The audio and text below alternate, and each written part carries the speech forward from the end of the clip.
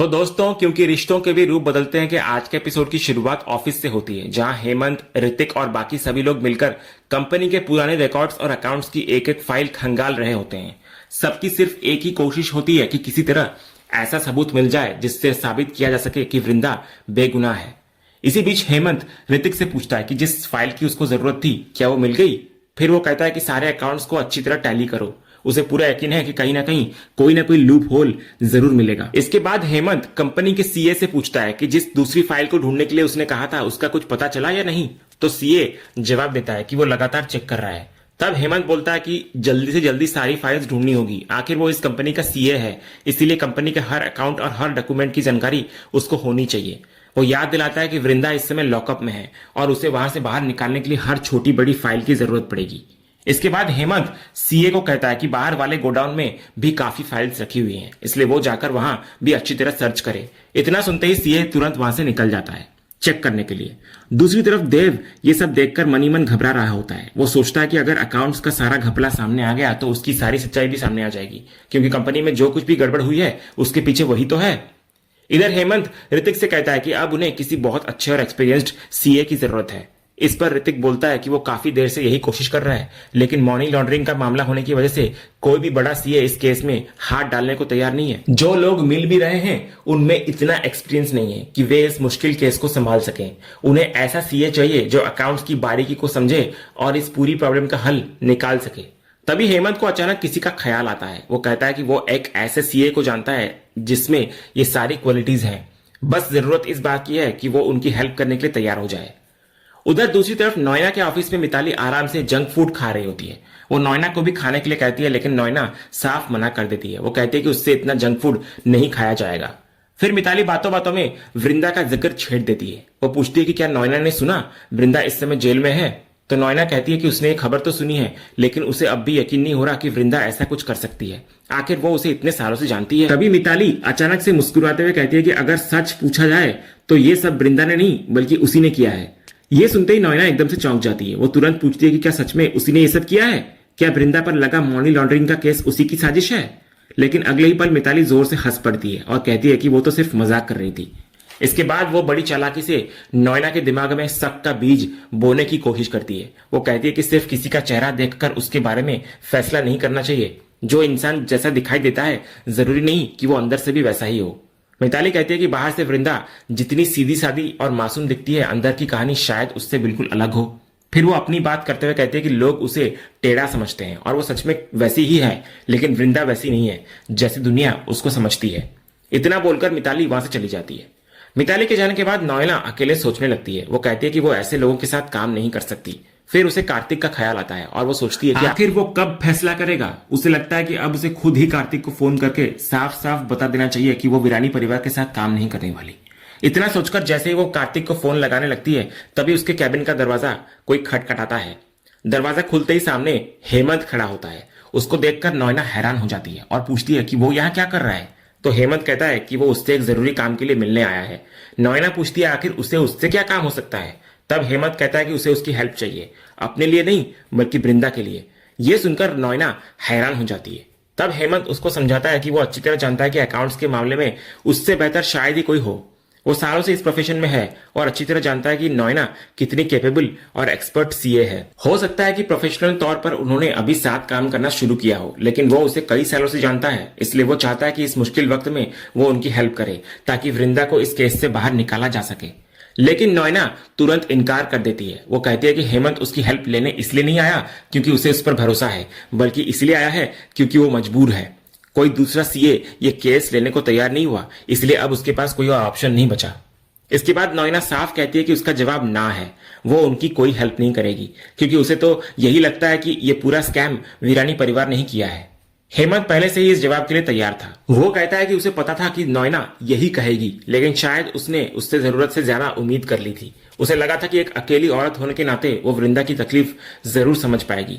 वो समझेगी कि एक सिंगल मदर के लिए समाज में अपनी पहचान बनाना कितना मुश्किल होता है। वृंदा सिर्फ अपने लिए नहीं बल्कि अपने बच्चों की भविष्य, अपनी इज्जत और अपनी पहचान के लिए इतनी मेहनत कर रही थी ताकि वो दुनिया को दिखा सके कि एक अकेली औरत भी अपने दम पर सफल हो सकती है। हेमंत कहता है कि उसे लगा था नोएना ये बात जरूर समझेगी, लेकिन वो गलत था। फिर वो उससे माफी मांगता है कि उसने उसका समय खराब किया और वहां से जाने लगता है। तभी पीछे से नैना उसको रोक देती है। वो कहती है कि रुक जाओ हेमंत। फिर वो उसके पास आकर बोलती है कि वो ये फाइल्स देखेगी, लेकिन ये बात भी साफ कर देती है वो कि ये काम हेमंत के लिए नहीं कर रही है वो, बल्कि सिर्फ वृंदा के लिए कर रही है। नॉयना कहती है कि एक अकेली औरत अपनी पहचान बनाने के लिए किन किन मुश्किलों से गुजरती है ये वो बहुत अच्छी तरह समझती है। समाज के ताने, लोगों की उंगलियां और हर कदम पर मिलने वाली चुनौतियां, इन सब का दर्द वो महसूस कर सकती है। और वृंदा के तो छोटे छोटे बच्चे भी हैं, इसलिए वो खुद को कहीं ना कहीं उसकी जगह रख कर देख पा रही है। इतना बोलकर वो हेमंत के हाथ से सारी फाइल्स ले लेती है।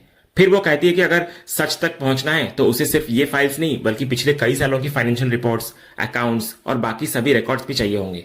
तो हेमंत तुरंत किसी गुप्ता जी को फोन करता है और कहता है कि पिछले 5 साल की सारी फाइनेंशियल रिपोर्ट्स, अकाउंट्स और हर जरूरी डॉक्यूमेंट जितनी जल्दी हो सके उसके पास पहुंचा दिया जाए। उधर अगले सीन में जेल में वृंदा अकेली बैठी होती है। वो बार बार अपने बच्चों अक्षय और माधवी के बारे में सोच रही होती है। उसके मन में यही चल रहा होता है कि शायद अब तक उन्हें सब कुछ पता चल गया होगा, ना जाने वे उसके बारे में क्या सोच रहे होंगे और कितने दुखी होंगे। तभी उसके साथ वाली कैदी उससे पूछती है कि वो खाना क्यों नहीं खा रही। अगर उसे नहीं खाना है तो वो खुद उसका खाना खा लेगी, लेकिन वृंदा कोई जवाब नहीं देती।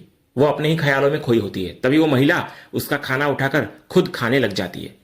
इसी बीच एक हवलदार आकर कहती है वृंदा से कि कोई उससे मिलने आया है। अगले ही सीन में हवलदार वृंदा को एक कमरे में लेकर आती है और कहती है कि उसके पास सिर्फ 5 मिनट है। वृंदा को इधर लगता है कि उससे मिलने मुन्नी आई होगी, इसलिए वो बिना देखे ही कहती है कि अच्छा हुआ तुम आ गई मुन्नी। उसे बच्चों की बहुत चिंता हो रही होती है। वो बार बार पूछती है कि अक्षय और माधवी कैसे हैं और उन्होंने कुछ कहा तो नहीं।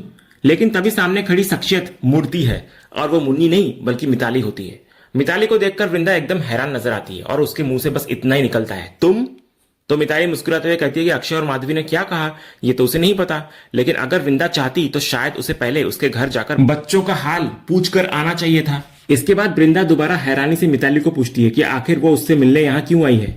इस पर मिताली मुस्कुराते हुए कहती है कि वो तो सिर्फ उसको देखने आई है। जब उसको पता चला कि वृंदा लॉकअप में है तो उसे यकीन ही नहीं हुआ। वो ताना कसते हुए कहती है कि जिसने हमेशा खुद को सबसे सीधा साधा दिखाया और आदर्श दिखाया वही आज जेल में बैठी है। तो मिताली की बातें सुनकर वृंदा भी उसको करारा जवाब देती है। वो कहती है कि हर बार उसको लगता है कि मिताली अब इससे ज्यादा नीचे नहीं गिर सकती, लेकिन हर बार वो उससे भी ज्यादा गिरकर उसे गलत साबित कर ही देती है। यहां तक कि अब तो शायद मिताली को खुद भी नहीं पता होगा कि उसकी घटियापन की आखिर कोई हद भी है या नहीं। इस पर मिताली भी पलटकर बोलती है कि वृंदा जैसे लोगों के लिए तो उसे अपनी हद भी नहीं पता। इतना सुनने के बाद वृंदा उससे और कोई बात नहीं करना चाह रही होती और वहां से जाने लगती है, लेकिन मिताली उसका रास्ता रोक लेती है और कहती है कि इतनी जल्दी भी क्या है, पहले उसकी बात तो सुन ले वो। फिर वो अपने बैग से एक प्रोटीन बार निकालती है और कहती है कि वो खास तौर पर उसके लिए ये लेकर आई है, क्योंकि पता नहीं उसे जेल में कितने दिन रहना पड़े और कितना समय वहीं पर बिताना पड़े। ऐसे में ये उसके काम आएगा। वो ताना कसते हुए कहती है कि जेल का खाना कैसा होता है ये तो सब जानते हैं, इसलिए इसे अपने पास वो रख ले। इसके बाद वो जानबूझकर मजाक उड़ाते हुए कहती है कि बस एक दिक्कत है कि इसका साइज थोड़ा छोटा है, इसलिए इसे थोड़ा थोड़ा करके खाना पड़ेगा। तभी पीछे से हवलदार आकर बोलती है कि जेल के अंदर बाहर का खाना देना अलाउड नहीं है। यह सुनकर मिताली इधर बोलती है कि अगर देना अलाउड नहीं है तो कम से कम वो खुद तो खा सकती है ना। इतना बोलकर वो वृंदा के सामने ही प्रोटीन बार खोलकर खाने लग जाती है।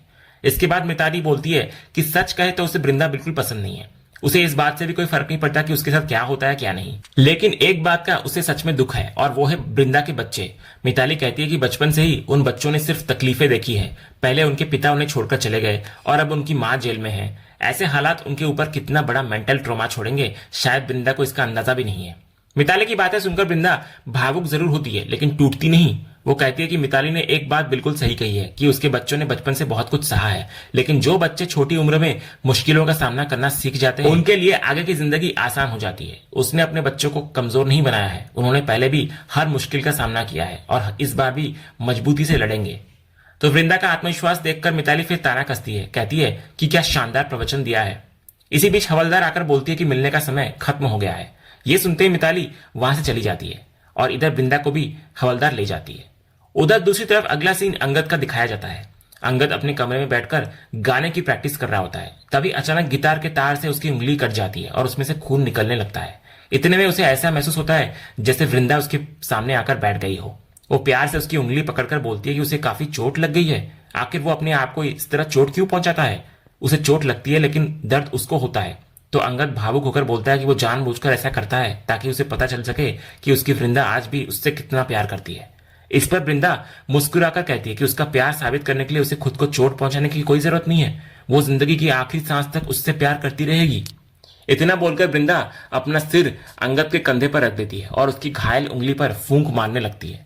लेकिन कुछ ही पल बाद जब अंगद दोबारा नजर उठाकर देखता है तो वहां कोई नहीं होता। तब उसको रियलाइज होता है कि ये सिर्फ उसकी कल्पना थी और वृंदा सिर्फ उसके ख्यालों में आई थी। इसके बाद अंगद खुद ही फास्ट एड बॉक्स निकालता है अपनी उंगली पर पट्टी करने के लिए। तभी उसे अपनी ही परछाई दिखाई देती है। उसकी परछाई उससे सवाल करती है कि क्या वो अब भी वृंदा के पास वापस जाना चाहता है। इतने साल बीत जाने के बाद भी क्या उसे लगता है कि सब कुछ पहले जैसा हो जाएगा।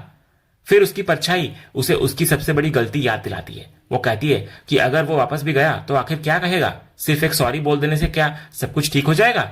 उसकी परछाई कहती है कि ऐसा कभी नहीं होगा, उसे ये बेवकूफी अपने दिमाग से निकाल देनी चाहिए। वो अंगद को याद दिलाती है कि उसने वृंदा को ऐसा दर्द दिया है जिसको शायद वो जिंदगी भर नहीं भूल पाएगी। उसकी वजह से वृंदा ने अपना बच्चा खो दिया था और एक माँ के लिए इससे बड़ा जख्म शायद ही कोई हो सकता है। फिर उसकी परछाई कहती है कि वृंदा उससे कई बेहतर इंसान की हकदार है, ऐसे इंसान की जो उसकी इज्जत करे, उसकी कदर करे और हर मुश्किल में उसका साथ निभाए, जो अंगद कभी कर नहीं पाया। आखिर में उसकी परछाई बोलती है कि अब उसे वृंदा के बारे में सोचना छोड़ देना चाहिए और अपने दर्द के साथ खुद ही जीना सीखना होगा उसे, क्योंकि वृंदा अब कभी उसके पास वापस नहीं आने वाली। ये सब सुनते ही अंगद की आंखों के सामने वही दर्दनाक पल घूम जाता है जब उसके कारण वृंदा का मिसकैरेज हुआ था और उसने अपना बच्चा खो दिया था। कुछ देर बाद जब वो अपनी आंखें खोलता है तो उसकी परछाई भी वहां से गायब हो चुकी होती है और इधर अंगद पूरी तरह टूट चुका होता है और अपने अतीत की यादों में खो जाता है। और इसी सीन के साथ आज का यह एपिसोड यहीं पर खत्म होता है। तो दोस्तों, आपको क्या लगता है, क्या नोएना की हेल्प से हेमंत और कार्तिक वृंदा की बेगुनाही साबित कर पाएंगे? और क्या मिताली की रची हुई साजिश का सच आखिर सबके सामने आएगा या फिर वृंदा की मुश्किलें अभी और बढ़ने वाली हैं? साथ ही अंगद का अपनी गलती पर पछतावा क्या कभी वृंदा के जख्म भर पाएगा या अब दोनों की राहें हमेशा के लिए अलग हो चुकी हैं? अपनी राय हमें नीचे कमेंट करके जरूर बताइए। अगर आपको हमारी ये वीडियो पसंद आई हो तो इसे लाइक और शेयर करना बिल्कुल मत भूलिएगा। और ऐसे ही हर नए एपिसोड की सबसे तेज और दमदार अपडेट सबसे पहले पाने के लिए हमारे चैनल को सब्सक्राइब कर लें और बेल आइकन को भी जरूर दबा दें। मिलते हैं अगली वीडियो में, तब तक के लिए धन्यवाद।